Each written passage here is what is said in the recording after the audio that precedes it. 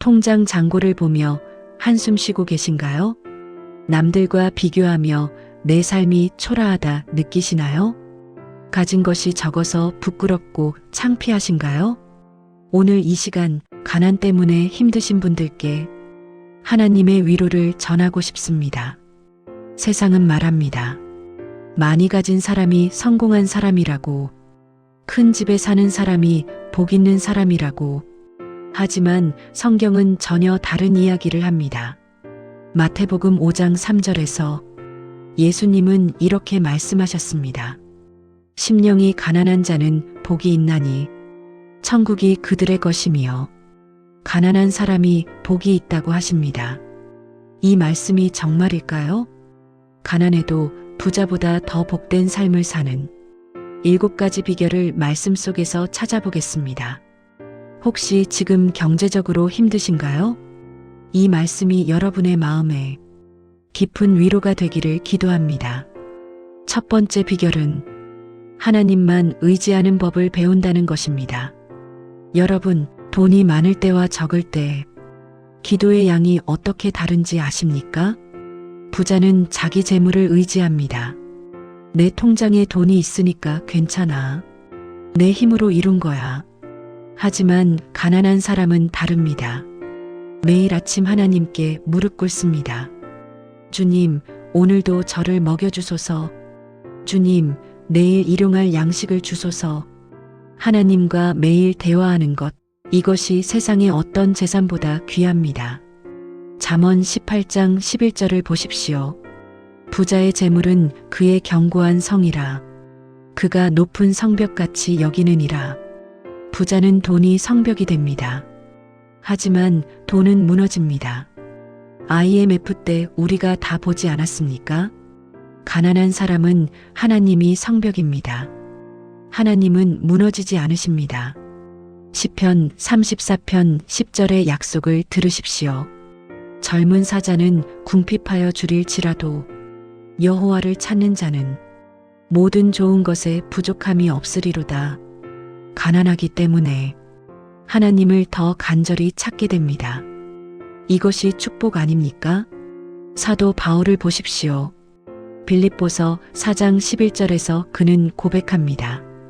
어떠한 형편에든지 나는 자족하기를 배웠노라. 가난이 그를 겸손하게 만들었습니다. 겸손이 그를 하나님께로 인도했습니다.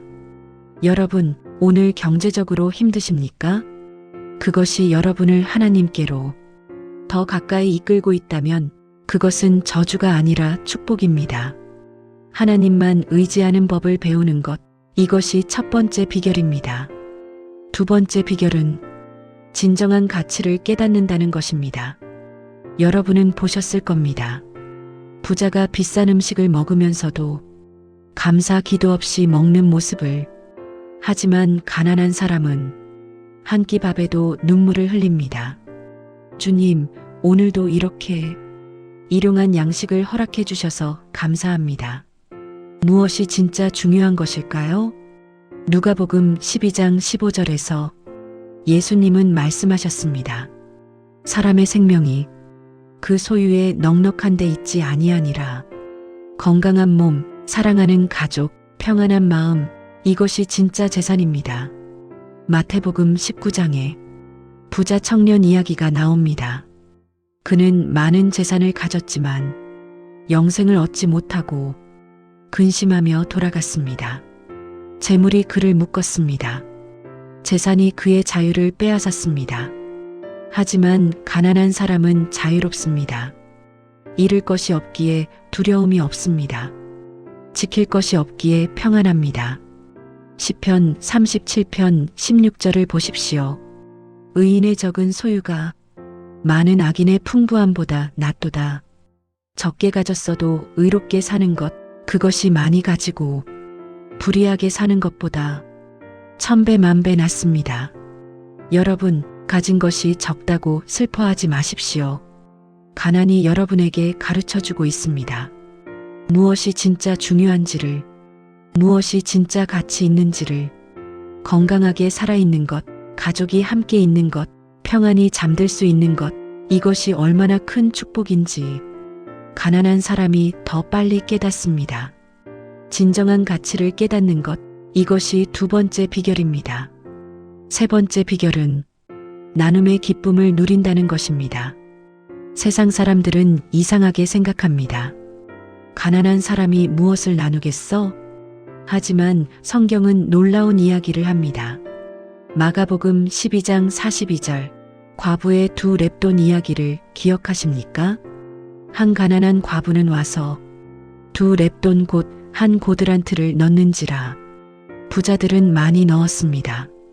하지만 남는 것 중에서 넣었습니다. 과부는 적게 넣었습니다. 하지만 없는 중에서 전부를 넣었습니다. 예수님은 말씀하셨습니다. 이 가난한 과부가 다른 모든 사람보다 더 많이 넣었다고. 왜일까요? 부자는 재물을 사랑하지만 가난한 사람은 사람을 사랑하기 때문입니다. 가난한 사람은 압니다. 굶주림이 얼마나 고통인지를, 추위가 얼마나 괴로운지를, 외로움이 얼마나 슬픈지를. 그래서 가난한 사람은 자기보다 더 어려운 사람을 보면 가만히 있지 못합니다. 적은 것이라도 나눕니다. 빵 한 조각이라도 나누고 옷 한 벌이라도 나눕니다. 사도행전 20장 35절, 예수님의 말씀입니다. 주는 것이 받는 것보다 복이 있다. 여러분, 나눔이 여러분에게 기쁨을 줍니다. 나눔이 여러분의 삶을 풍성하게 합니다. 누가복음 6장 38절을 보십시오. 주라 그리하면 너희에게 줄 것이니 곧 후히 되어 누르고 흔들어 넘치도록 하여 너희에게 안겨주리라. 나눌 때마다 여러분의 마음이 풍성해집니다. 여러분의 영혼이 부자가 됩니다. 부자는 쌓기만 하지만 가난한 사람은 나눕니다. 그리고 나누는 사람의 얼굴은 항상 밝습니다. 가난 속에서도 나눔의 기쁨을 누리는 것, 이것이 세 번째 비결입니다. 네 번째 비결은 검소함의 아름다움을 배운다는 것입니다. 부자는 낭비합니다. 부자는 쉽게 버립니다. 하지만 가난한 사람은 아낍니다. 가난한 사람은 소중히 여깁니다. 이것이 지혜입니다. 잠언 21장 20절을 보십시오. 지혜 있는 자의 집에는 귀한 보배와 기름이 있으나 미련한 자는 이것을 삼켜버리느니라. 가난한 사람은 한 푼도 허투루 쓰지 않습니다. 한 그릇의 밥도 남기지 않습니다. 한 벌의 옷도 함부로 버리지 않습니다. 이것이 복입니다. 물질을 지배하는 것이지 물질에 지배받지 않는 것입니다. 디모데전서 6장 8절의 말씀입니다. 우리가 먹을 것과 입을 것이 있은즉 족한 줄로 알 것이니라. 가난한 사람은 이 진리를 압니다. 많이 가질 필요가 없다는 것을, 단순하게 사는 것이 얼마나 자유로운지를. 여러분, 부자의 집은 물건으로 가득하지만 그의 마음은 늘 공허합니다. 가난한 사람의 집은 물건이 적어도 그의 마음은 평안합니다. 왜일까요? 많이 가진 사람은 잃을까 두려워합니다. 하지만 적게 가진 사람은 지킬 것이 적기 때문에 자유롭습니다. 세상은 끊임없이 말합니다. 더 사라, 더 가져라, 더 소비하라. 하지만 가난한 사람은 멈출 줄 압니다. 이것으로 충분하다고 말할 줄 압니다. 검소함이 자유를 줍니다. 검소함이 평안을 줍니다. 검소함의 아름다움을 배우는 것, 이것이 네 번째 비결입니다. 다섯 번째 비결은 감사하는 마음을 유지한다는 것입니다. 데살로니가전서 5장 18절, 하나님의 뜻입니다. 범사에 감사하라. 이것이 그리스도 예수 안에서 너희를 향하신 하나님의 뜻이니라. 부자는 가진 것을 당연하게 여깁니다. 하지만 가난한 사람은 작은 것에도 감사합니다. 가난한 사람은 알고 있습니다. 오늘의 양식이 얼마나 귀한지를, 따뜻한 잠자리가 얼마나 감사한지를, 건강한 몸이 얼마나 복된지를. 부자는 만찬을 먹어도 불평합니다. 하지만 가난한 사람은 주먹밥 하나에도 감격합니다. 왜 그럴까요? 부자는 없는 것을 보지만 가난한 사람은 있는 것을 보기 때문입니다. 부자는 남과 비교하지만 가난한 사람은 과거의 자기와 비교합니다. 시편 103편 2절의 권면입니다. 내 영혼아 여호와를 송축하며 그의 모든 은택을 잊지 말지어다. 가난한 사람은 은혜를 셉니다. 오늘 하루도 숨 쉴 수 있음을, 오늘도 가족이 함께 있음을, 오늘도 평안히 잠들 수 있음을, 감사가 복을 부릅니다. 감사가 더 많은 은혜를 가져옵니다. 여러분, 감사하는 가난한 사람이 불평하는 부자보다 1000배 더 행복합니다. 부자는 1000만 원을 가지고도 불행하지만 가난한 사람은 10,000원을 가지고도 행복합니다. 차이가 무엇일까요? 감사하는 마음입니다. 빌립보서 4장 11절과 12절에서 바울은 간증합니다. 내가 궁핍함으로 말하는 것이 아니니라.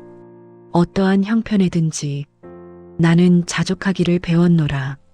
나는 비천에 처할 줄도 알고 풍부에 처할 줄도 아느니라. 어떤 상황에서도 감사하는 마음을 유지하는 것, 이것이 5번째 비결입니다. 6번째 비결은 영원한 것에 투자한다는 것입니다. 마태복음 6장 19절과 20절 예수님의 말씀입니다. 너희를 위하여 보물을 땅에 쌓아두지 말라. 거기는 좀과 동록이 해하며 도둑이 구멍을 뚫고 도둑질하느니라. 오직 너희를 위하여 보물을 하늘에 쌓아두라. 거기는 좀이나 동록이 해하지 못하며 도둑이 구멍을 뚫지도 못하고 도둑질도 못하느니라. 부자는 땅에 재물을 쌓습니다. 하지만 가난한 사람은 하늘에 보물을 쌓습니다. 가난한 사람은 압니다. 땅의 재물은 영원하지 않다는 것을, 언젠가는 다 사라진다는 것을. 그래서 가난한 사람은 지혜롭게 투자합니다. 썩지 않을 것에, 빼앗기지 않을 것에, 영원히 남을 것에. 무엇이 영원한 것일까요? 사랑입니다. 친절입니다. 용서입니다. 기도입니다. 말씀입니다. 가난한 과부 한나를 기억하십니까? 그녀는 성전에서 기도하며 살았습니다. 재산은 없었지만 하나님과의 관계는 부유했습니다. 그리고 그녀의 기도를 통해 위대한 선지자 사무엘이 태어났습니다. 이것이 영원한 투자입니다. 부자는 큰 건물을 세우지만 이름을 남기려 합니다. 가난한 사람은 작은 친절을 베풀지만 사랑을 남깁니다. 100년 후에 무엇이 남을까요? 큰 건물일까요? 아니면 사랑일까요? 고린도전서 13장 13절을 보십시오. 그런즉 믿음, 소망, 사랑, 이 세 가지는 항상 있을 것인데 그 중에 제일은 사랑이라. 가난한 사람은 돈은 없어도 사랑은 풍성합니다. 가난한 사람은 재산은 없어도 기도는 많이 합니다. 가난한 사람은 땅의 집은 작아도 천국의 집은 큽니다. 누가복음 16장 나사로 이야기를 기억하십니까? 거지 나사로는 땅에서는 가난했지만 죽어서 아브라함의 품에 안겼습니다. 부자는 땅에서 호화롭게 살았지만 죽어서 고통받았습니다. 영원한 관점에서 보십시오. 누가 진짜 부자였습니까? 누가 진짜 지혜로웠습니까? 영원한 것에 투자하는 것, 이것이 6번째 비결입니다. 7번째 비결은 하나님 나라를 먼저 구한다는 것입니다. 마태복음 6장 33절 예수님의 약속입니다. 너희는 먼저 그의 나라와 그의 의를 구하라. 그리하면 이 모든 것을 너희에게 더하시리라. 부자는 재물을 먼저 구합니다. 하지만 가난한 사람은 하나님을 먼저 구합니다. 부자는 묻습니다. 이것이 얼마나 이익이 되는가? 가난한 사람은 묻습니다. 이것이 하나님을 기쁘시게 하는가? 우선순위가 다릅니다. 부자는 성공을 추구하지만 가난한 사람은 순종을 추구합니다. 부자는 이 땅에 왕국을 세우지만 가난한 사람은 하나님의 나라를 세웁니다. 베드로와 제자들을 보십시오. 그들은 모든 것을 버리고 예수님을 따랐습니다. 그들이 물질적으로 부자였습니까? 아닙니다. 그러나 그들이 복된 삶을 살았습니까? 그렇습니다. 왜일까요? 그들은 하나님 나라를 먼저 구했기 때문입니다. 가난한 사람은 자유롭습니다. 재물에 매이지 않았기에 하나님의 부르심에 즉시 응답할 수 있습니다. 마태복음 19장의 부자 청년은 예수님의 부름을 따르지 못했습니다. 재산이 그를 묶었기 때문입니다. 하지만 가난한 어부들은 즉시 따랐습니다. 잃을 것이 없었기 때문입니다. 잠언 16장 16절을 보십시오. 지혜를 얻는 것이 금을 얻는 것보다 얼마나 나은고 명철을 얻는 것이 은을 얻는 것보다 더욱 나으니라. 하나님을 아는 것이 세상의 모든 재물보다 귀합니다. 빌립보서 3장 8절에서 바울은 고백합니다. 내 주 그리스도 예수를 아는 지식이 가장 고상하므로 내가 그를 위하여 모든 것을 잃어버리고 배설물로 여김은 그리스도를 얻고 여러분 하나님을 먼저 구하십시오. 그러면 필요한 모든 것이 더해질 것입니다. 하나님께서 약속하셨습니다. 이 모든 것을 너희에게 더하시리라. 하나님 나라를 먼저 구하는 것, 이것이 7번째 비결입니다. 사랑하는 여러분, 오늘 우리는 함께 묵상했습니다. 가난해도 부자보다 더 복된 삶을 사는 7가지 비결을 하나님만 의지하는 법을 배우고 진정한 가치를 깨닫고 나눔의 기쁨을 누리고 검소함을 배우고 감사하는 마음을 유지하고 영원한 것에 투자하고 하나님 나라를 먼저 구하는 것. 가난이 저주가 아닙니다. 가난이 축복이 될 수 있습니다. 가난이 우리를 겸손하게 만들고 가난이 우리를 지혜롭게 만들고 가난이 우리를 자유롭게 만들 수 있습니다. 디모데전서 6장 9절과 10절을 보십시오.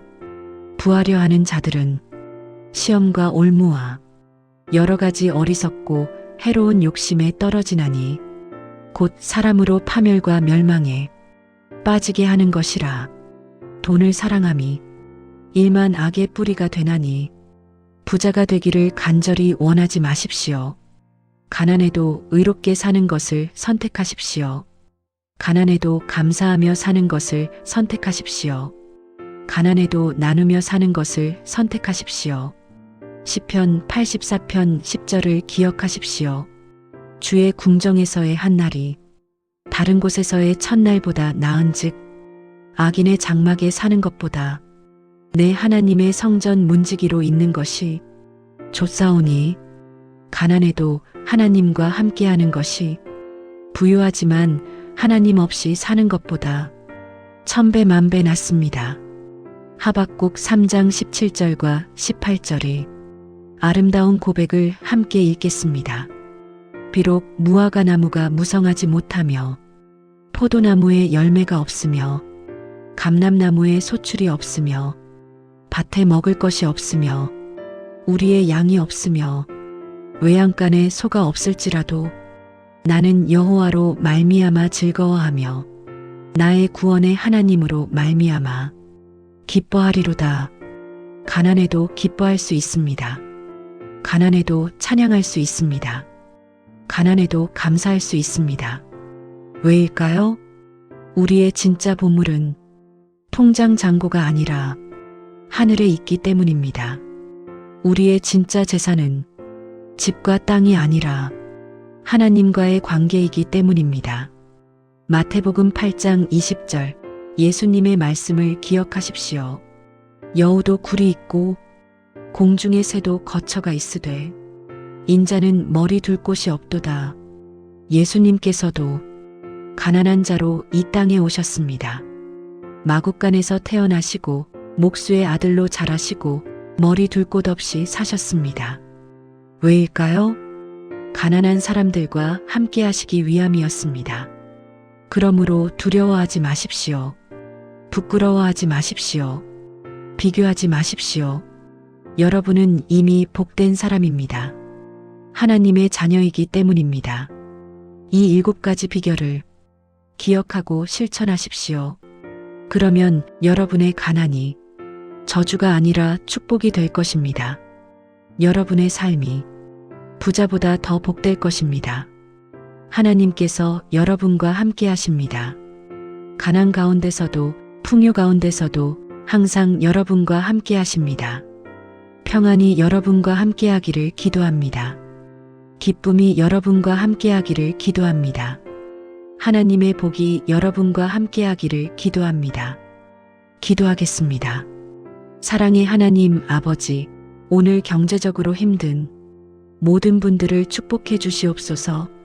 가난이 저주가 아니라 축복이 될 수 있음을 깨닫게 하시고 하나님만 의지하며 감사하며 살게 하여 주시옵소서. 예수님의 이름으로 기도합니다. 아멘.